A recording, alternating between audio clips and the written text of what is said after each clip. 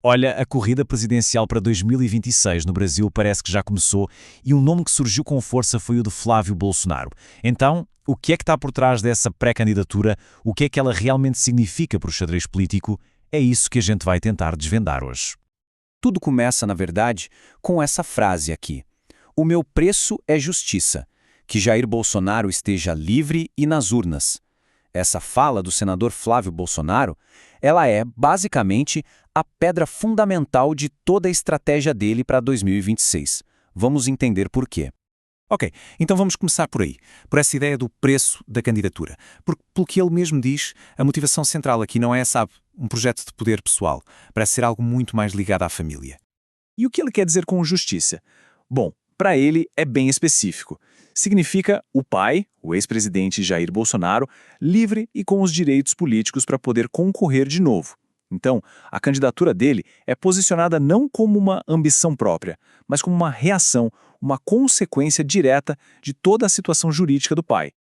E aqui fica bem claro, né? A candidatura dele tem uma condição, uma cláusula de saída, digamos assim.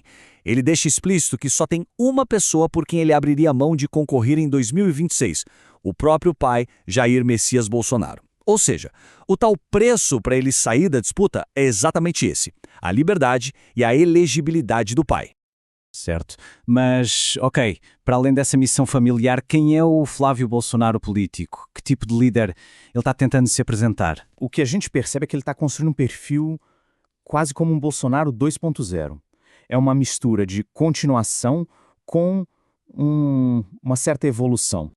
E olha que interessante esse contraste que ele mesmo cria. Ele descreve o pai como alguém mais incisivo, que podia falar menos, enquanto ele se coloca como mais centrado, mais equilibrado, uma pessoa do diálogo. É uma jogada bem clara, não é? Ele está se apresentando como uma versão, digamos, mais conciliadora, mais hábil na articulação política. Talvez até de olho no eleitorado que busca algo um pouco mais moderado. E para dar peso a esse perfil, ele lista as qualificações dele, né? Fala dos 4 mandatos como parlamentar, que é advogado, que tem formação em empreendedorismo, em políticas públicas, e aí ele adiciona uma coisa curiosa, um PhD que ele diz ter tirado nos 4 anos ao lado do pai na presidência. A ideia é juntar tudo isso, a experiência política, académica e essa vivência prática no poder, para se vender como um sucessor que está pronto para o cargo. Mas é isso, mesmo construindo esse perfil próprio, a conversa sempre volta para a figura central, a que define toda essa missão: o pai, o ex-presidente Jair Bolsonaro. Ele faz questão de descrever com detalhes as condições da prisão do pai. Fala em cela de 3 por 4 metros, trancado 22 horas por dia, com um barulho de ar-condicionado o tempo todo. Ao pintar esse quadro, ele reforça bastante a narrativa de que o pai é um perseguido político. O objetivo parece bem claro: criar um senso de urgência, de injustiça, que justifica essa missão dele. E essa citação aqui ela resume bem o sentimento quando ele diz: ele foi julgado pelos seus inimigos.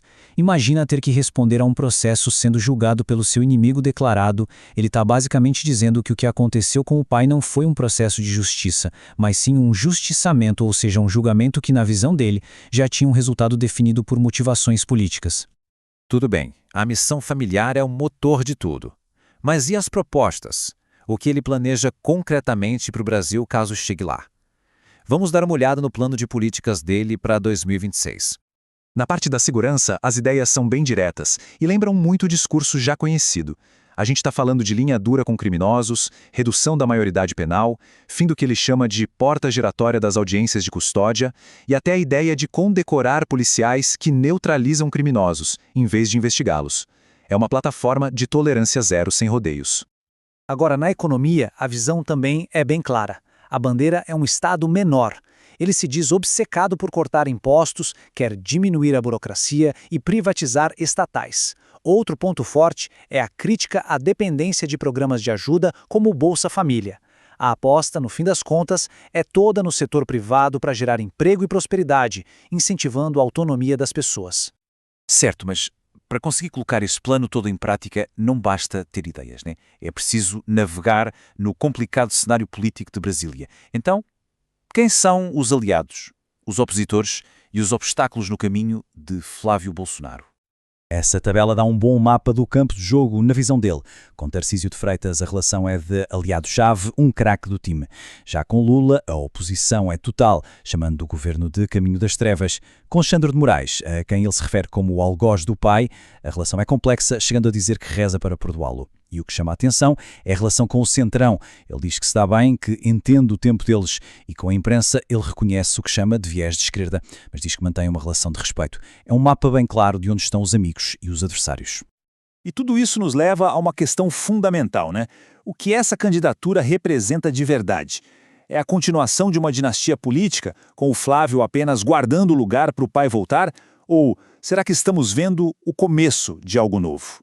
Uma liderança diferente, uma evolução estratégica do bolsonarismo? Essa, no fim das contas, é a grande pergunta que fica no ar e que só o tempo e as urnas de 2026 vão poder responder.